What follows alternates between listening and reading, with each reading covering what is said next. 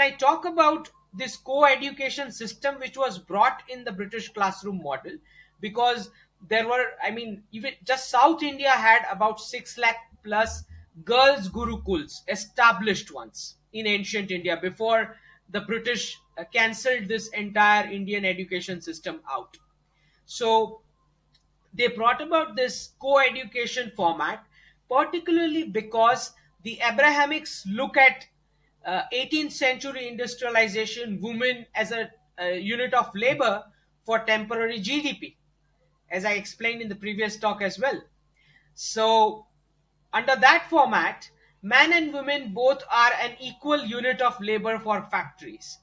So I think this entire co-education was not about equality. It was about herding women as well into a unit of labor. Now nobody would dwell upon that the enterprising that the ancient India and Asian economies had, both India and China giving more than 50% to the world GDP. Each of these Indian women were big business tycoons. Nobody's going to bring upon these facts. So whenever we challenge the British classroom model and the job system, the question comes that, hey, you are talking about patriarchy. We are not talking about patriarchy. Man and women both were enterprising, right? That's how rich the economy was.